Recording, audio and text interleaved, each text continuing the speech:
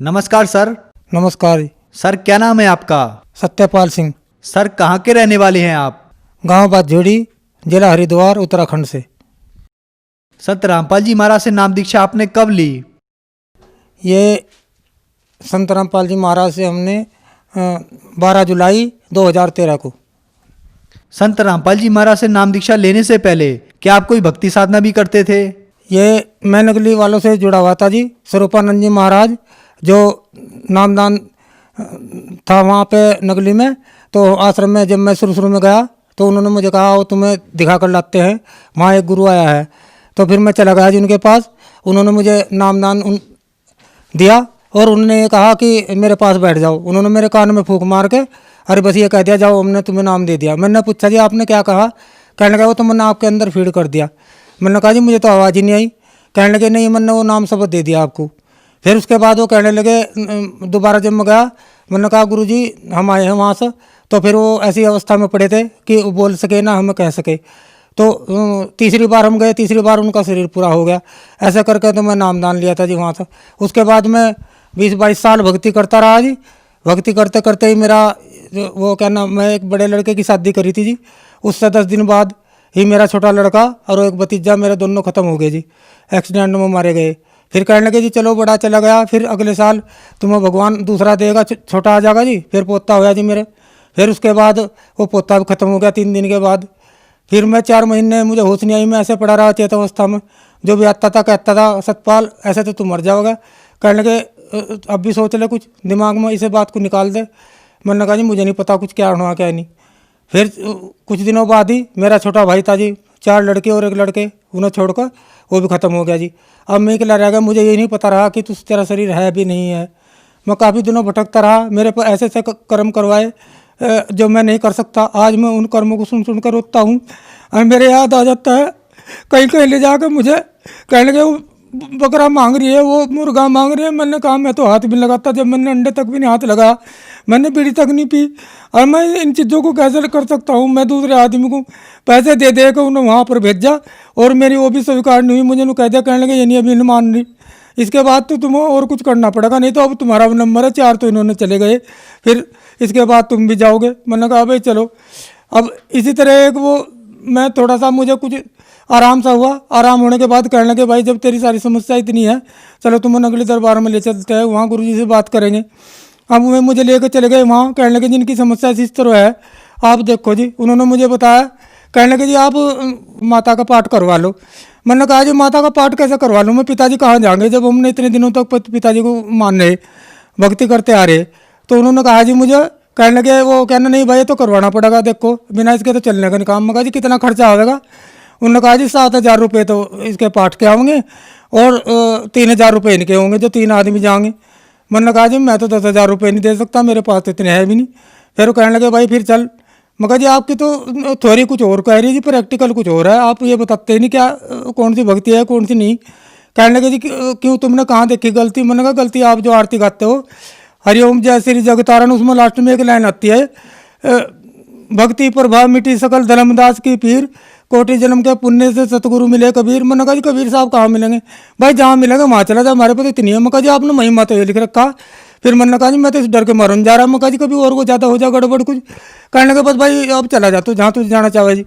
मैं तो एकदम इतना हैरान हो गया सुनकर। देता इन्होंने पुजवाया, सारे त्यौहार इन्होंने करवाए, सारे गंगा में नहा लो, वैष्णो देवी चले जाओ, फलाना चले जाओ जी, ऐसे ऐसे करवाए। और फिर मैं उसके बाद भी मुझे कोई फायदा नहीं हुआ। सर आपने बताया कि आप स्वरूपानंद जी से जुड़े हुए थे तथा उनकी भक्ति लेने के बाद आपको कोई लाभ नहीं हुआ, बल्कि आपके पूरे परिवार का सर्वनाश हो गया। आपकी आंखों के सामने आपकी बेटे की मौत हो गई, आपके माताजी, पिताजी, भतीजा और पोते की सबकी मौत हो गई। तो फिर संत रामपाल जी महाराज के बारे में जानकारी आपको कहाँ से मिली? वो साधना चैनल पे सत्संग चल रहा था जी। मैं भी एक पड़ोस के घर में बैठा हुआ था, मुझे तो उस बारे में पता भी नहीं था। वो अचानक इसने लगाया होगा। कहने लगे जी जिनके यहाँ वो सत्संग चल रहा था वो मथुरा वाले जो तुलसीदास जी हैं उनसे जुड़े हुए थे। तो कहने लगे हमारे गुरुजी तो यहाँ है नहीं, फिर वो क्या नाम देख लें कोई गुरुजी है सफ़ेद कपड़ों में है।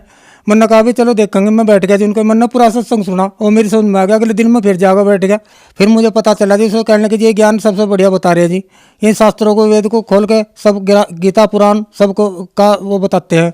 इसका जो ज्ञान है वो शास्त्रों के अनुसार है, इससे ही मुझे कुछ मिल सकता है, नहीं तो वैसे जो मैं नकली से जुड़ा हुआ था वहाँ मुझे कुछ नहीं मिला उसके बाद।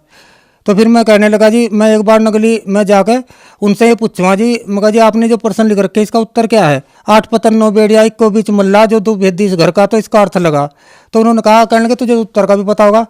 मैंने कहा जी आप मुझे ये बता दो, बच्चा स्कूल में जाता है तो टीचर से तो जरूर पूछता है प्रश्न, अगर उसको उत्तर का पता हो तो फिर पूछने क्यों आवे? उसने कहा बाहर बैठ जा तू, वहाँ मैं 1 घंटे के बाद बताऊंगा जी। फिर वो बाहर बैठ गए जी। मैं जैसे आश्रम में से बाहर निकला तो वो सारे और भगत भी और गुरु जी जो उनसे वहाँ पे नगली दरबार में हैं तो बीड़ी पी रहे थे वो। मैंने कहा जी ये तो आप बहुत गलत कर रहे, आप एक विकार भी नहीं त्याग सकते, ऐसे ही आपके चिल्ले होगे और ऐसे ही आप होगे।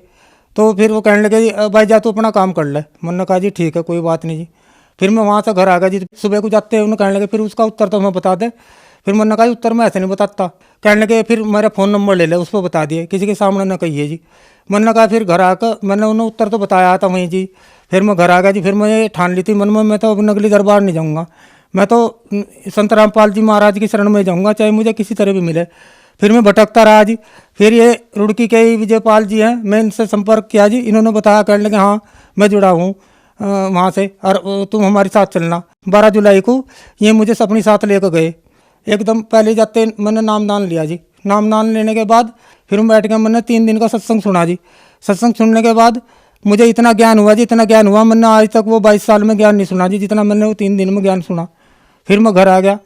सर आपने बताया कि फिर आप संत रामपाल जी महाराज से नाम दीक्षा लेकर आए, तो नाम दीक्षा लेने के बाद क्या आपको कोई लाभ भी प्राप्त हुए?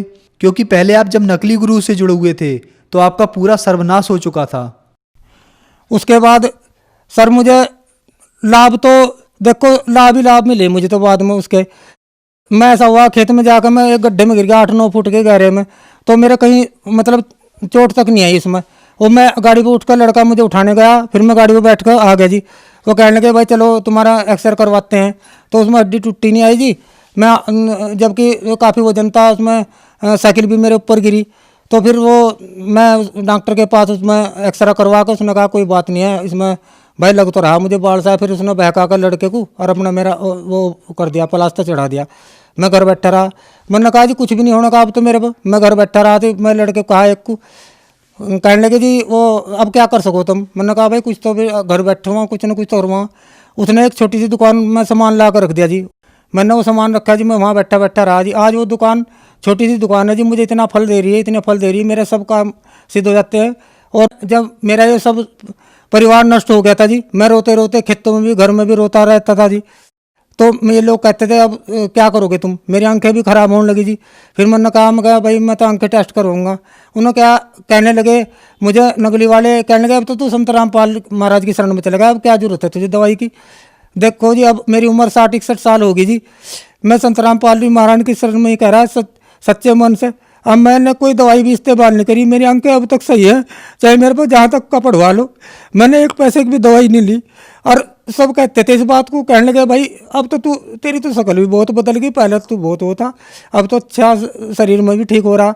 ये सब मालिक की कृपा है संत रामपाल जी महाराज की। और इसके सिवा मैं ज़्यादा न कहते बस इतना ही कहना चाहूँ जी। देखो आप छोड़ इसे सब कुछ धंधे को छोड़कर एक की शरण में चले जाओ, एक से आपको सब कुछ मिलेगा, नहीं तो आप दर दर ऐसे भटकोगे जैसे मैं भटका। मेरे जैसे दुखी तो पता नहीं कितने होंगे जी, कितने फिरेंगे जी। अब उन्हें भी थोड़ा सा सोच लेना चाहिए। कहने लगे भाई देखो ये जो साधना कर रहे हो इनकी साधना से इन्हें कितने सुख मिले हैं। अब भगतमती भी 4 महीने के बाद कहने लगी जी हमारी, मैं भी संत रामपाल जी महाराज की शरण में जाऊँगी। तो 4 महीने बाद हमारी जो भगतमती है उसने भी नाम ले लिया जी संत रामपाल जी से। अब आज वो भी अपनी ठीक भक्ति कर रही है जी, और वो भी सुखी है और हम भी सुखी हैं। हमें तो पूरे परिवार में मन चैन है जी, किसी चीज़ की चिंता नहीं है। मालिक ने ऐसी अपनी शरण में ले जा करके सब कुछ सुख दे दिए हैं जी। संत रामपाल जी महाराज से नाम दीक्षा लेने के बाद आपको सुख मिला, आपकी पत्नी ने भी नाम दीक्षा ली और उन्हें भी आज सुख मिला। तो जो समाज आज आपको देख रहा है, आप उन्हें क्या संदेश देना चाहोगे? समाज को तो मैं हाथ जोड़कर प्रार्थना करता हूँ जो ये कहते हैं कि आप एक गुरु को छोड़कर दूसरा गुरु बना लिया। दत्तात्रेय ने 24 गुरु बनाए थे, जब उसको भी शांति मिली तो 25वां जो कबीर साहब को गुरु बनाया तो तब जाकर उसे शांति मिली। अब मैं भी इसलिए कहता हूँ कि देखो गुरु तो गुरु इतना लग, हम डॉक्टर के पास जाते हैं और हमारी दवाई हमारा इलाज सही ना करे और दवाई सही ना देवे तो डॉक्टर तो वही जो एक बार दवाई देगा तो उनको कहना कि दोबारा आने की जरूरत नहीं है। तो फिर अब ये बार बार आप अपने मन में अपने आप ही सोच लो कि आपको किससे फ़ायदा हो सकता है, किससे नहीं हो सकता फ़ायदा। जब आप ये नहीं जानते, ये तो आपके पूरे जन्म की बैटरी चार्ज है जो आप सुख ले रहे हो, नहीं तो इसके बाद आपकी ऐसे ही डिस्चार्ज हो जाएगी जैसे मेरी होगी, और फिर सारी सुविधा खत्म होगी बिल्कुल उसके बाद। तो मैं बार बार हाथ जोड़कर आपसे यही प्रार्थना करना चाहता हूँ कि संत रामपाल जी महाराज की शरण में आ जाओ और अपने जो विकार है ये अंदर जो उनसे इन सब से छुटकारा पा लो और मोक्ष प्राप्त करो। संत रामपाल जी महाराज की शरण में आने के लिए क्या करना होगा? संत रामपाल जी महाराज की शरण में आने के लिए आप ये जो कई चैनल पर प्रोग्राम आता है इनका, शाम को चैनल पर भी आता है, तो आप देखना खोलकर पूरा सत्संग सुनना, और सत्संग सुनने के बाद ही आपको विश्वास हो जाएगा कि ये कौन सा ज्ञान बता रहे हैं। और ज्ञान सुनने के बाद आपको नीचे अगर उनसे जुड़ना हो तो नीचे पट्टी आती है जो उस पर नंबर आते हैं, आप उन पर SMS कर पुस्तक भी निःशुल्क मंगा सकते हो, जीने की राह और ज्ञान गंगा भी। पता न चले तो किसी गांव में ही जो संत रामपाल जी से जुड़े हैं उनसे संपर्क करके, और जहाँ पर सेंटर है वहाँ से आप नामदान ले सकते हैं। ये तो जगह जगह नाम स्थल खुले हुए हैं सब जिलों में, और सभी भक्तों को नाम वहीं पर दिया जा रहा है अब। धन्यवाद सर। सत साई।